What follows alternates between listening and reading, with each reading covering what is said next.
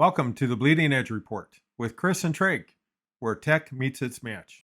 Well, welcome to another episode of the Bleeding Edge Report with Chris and Treg.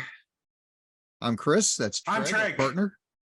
And this week is Treg's turn to really share with us what we don't know that's going on in the technology industry that could possibly rock our world. So, Treg, I'm sure you got something seriously interesting. No. Let's just dive right in. Let's see what's going on. Let's go ahead and dive right in. So what I want to talk about today is a little something called Section 230. I got drummed out of the Army on Section 230. Yeah, you can't. Now, was that for having plantar fasciitis? Was that what that was for? I think that's 230, right? Yeah. Got it. Okay. Well, anyway, Section 230. Section 230. And Section 230 came about in 1996, and 230 has to do with the tech world. Yep. And it's extremely important to the tech world. Okay. Mm-hmm. So in 1996, they came out with what's called the Communications Decency Act. Okay. And Section 230 was part of it. And the Decency Act had to do with trying to reduce a lot of the nefarious activity that started up on the internet and all the bad things that maybe moved on to the dark web, you might say. But it states, and let me share this really quick, what it actually states here. But it states that no provider or user of an interactive computer service shall be treated as a publisher or speaker of any information provided by another information content provider. Okay? Right. So this is where they just split it between publisher and data platform provider, correct? Exactly. Mm-hmm. Exactly. And they did that well, the main reason that they did it is because there were tech companies down in California trying to basically, develop themselves into independent content providers. And the goal, to me, my understanding was the goal was to try and make sure that they would not be held liable for content or other things that their members put on. So it's a very, very important act. Yeah, so, it's cornerstone of all social media companies today, isn't it? Right. In fact, some people call it the most important law in tech. Yeah. Okay. I'd agree. So, and it, there's two sides of the coin here.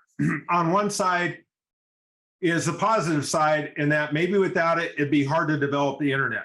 Okay, just because of the unpredictable liability of online service providers. In other words, it would make them liable for anything that users did using their service. Okay, and that could have this impact on free speech, and that's kind of what it was developed for, right? Initially, the impact that this Section 230 has is that it's responsible. Okay. If 230 wasn't there, it's estimated that $440 billion of the GDP would be lost over 10 years in the United States if this wasn't in place. Other things there'd be an 81% reduction in angel investors in the tech community. And that's because a lot of the internet services and everything going on right now that are making a lot of money have to do with content. Okay. And so it is a very important law in technology. So what's coming around? Well, they've been trying to pierce Section 230 for several years, but they're getting closer, you might say. And some people are saying Section 230 in its form needs to be changed. And the main reason, for example, is the liability. In other words, is Google or is Twitter, can they be held liable if they are actually promoting, and when I say promote, I'll define promote, illegal activity.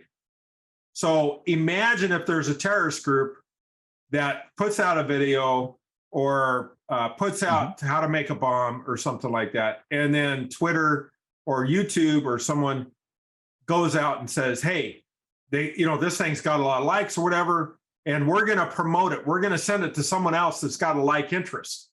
So that's where they get into the word promote it. Right.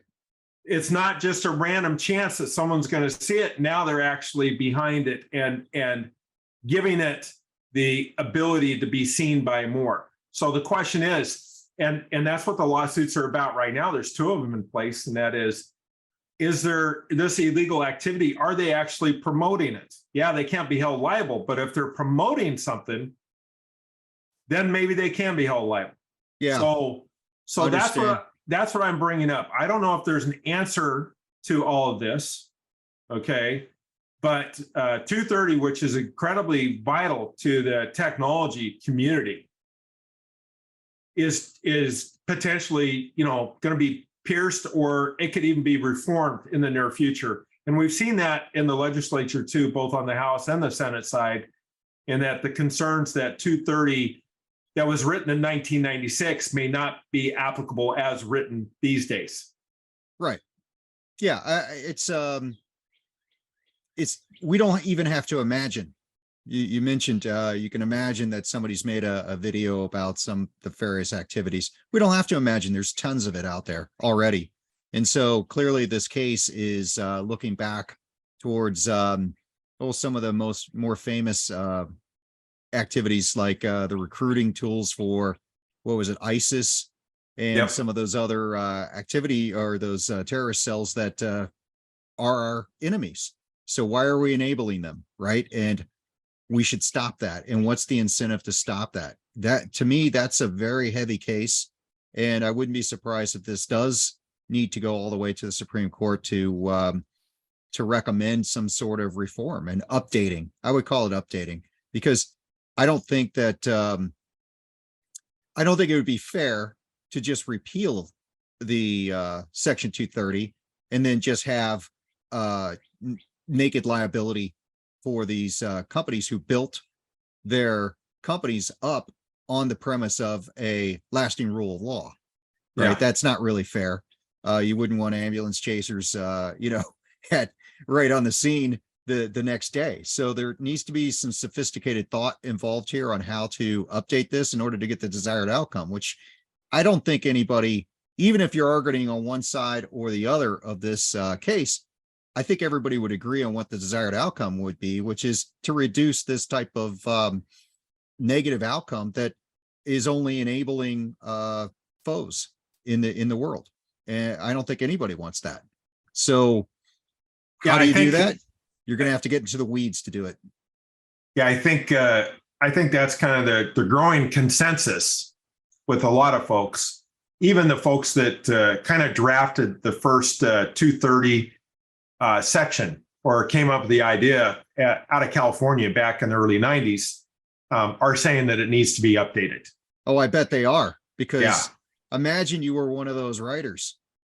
How do you sleep at night, right? That's a pretty heavy weight on your shoulder. Yeah. Well, I didn't think about that one. Yeah. But you're right. Yeah. I wouldn't feel comfortable. And it needs updating. I would say lean into it, embrace the fact that it needs updating. Let's do a 2.0 version, right? Yeah. You just update it. I think that, I'm just going to say this, that it's pretty clear that the laws in the United States are always behind the technological innovations, and they probably always will be. Well, in this case, we got almost 30 years. Yeah, that's right. Yes. So we need to realize that things do need updating. And so maybe we need to revisit what settled law is through the lens of the technology industry, and realize, hey, technology continues to innovate, so we need to innovate the law as well in order to protect our citizens and do what's right. There, I'm done. That's my opinion on it. Okay, there you go. What do you think? Oh, I think you're right. The reason I wanted to bring it up is I think it's something that every tech person that's in management or in decision making in this situation needs to understand what 230 was, what it actually did, and the impact down the road of updating it, the potential impact on their organization. And I think the thing is, you know, a lot of it has to do with self-regulation. Yes. So if these companies really step up and self-regulate, which I don't think they've been doing a very good job of, I think they're doing just enough to not get thrown in jail for things. I think that they're going to have to step up and do some self-regulation. And we've seen this in the past. If you don't self-regulate, the government's going to come in and regulate for you.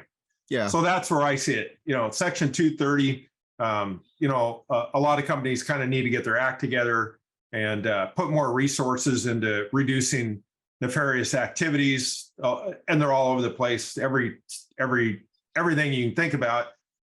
And pay attention to it instead of just putting enough money in there to, when they go to a Senate hearing, to say they're doing something about it. That's not going to cut it. So you got to, nothing's for free, Treg. Right. Yes. So if you want Section 230, you've got to take responsibility to carry the spirit of that law, which was designed to protect people in this country. It really was. In that case, it was to protect the platform providers as they grew their industry, and they've done that.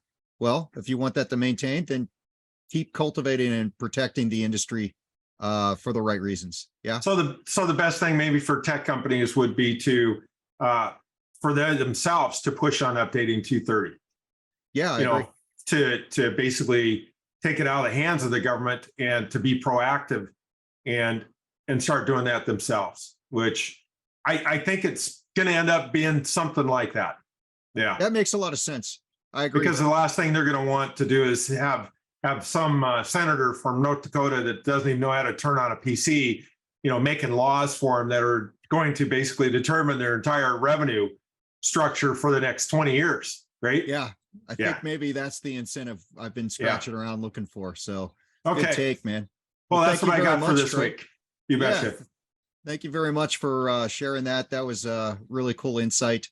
And for those of you who enjoyed this video and our other videos, please like and subscribe our YouTube channel, which is rapidly growing. And we're building a subscriber base there so that we can continue the Bleeding Edge Report. So if you like it, please hit like and subscribe on YouTube. And we'll see you next week on the next episode. Thanks again, Treg. Have a great day. Bye-bye. You bet. You bet. Thanks, Chris. And thanks, everyone.